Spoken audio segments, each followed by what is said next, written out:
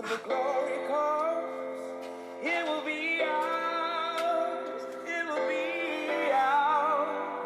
Oh, Police brutality, when the war is won, segregated neighborhoods. we will be here. Discrimination in the workplace.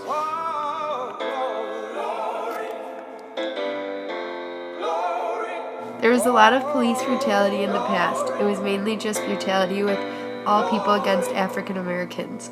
People would treat blacks very poorly even if they weren't doing anything wrong. That is just the way it was.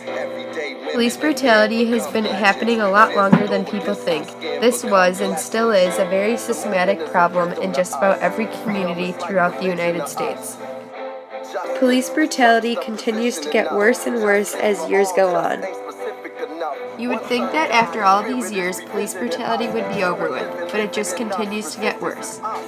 About 385 people have been shot and killed by police in 2017 so far. Out of that, 95 were blacks.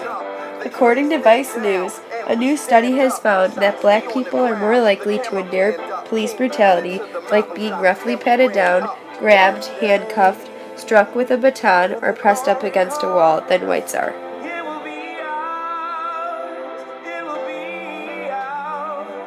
Oh, Residential segregation is one of the many oppressing systems conformed decades ago to isolate the African American minority. The images shown above are examples of the ethnic distribution within American suburbs. The Cabrini Green Homes, located near the north side of Chicago, was a public housing project governed by the Chicago Housing Authority. Although there was an unfortunate history of gang violence and crime within the area, followed by terrible living conditions, the Cabrini Green row houses were homes to more than 15,000 black people.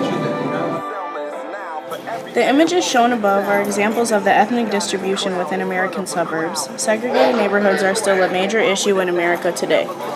we done gone hundreds of miles from dark roads, heroes to become a hero, facing the League of Justice. Since the times of slavery in the United States, blacks have faced immense oppression from white society and rule.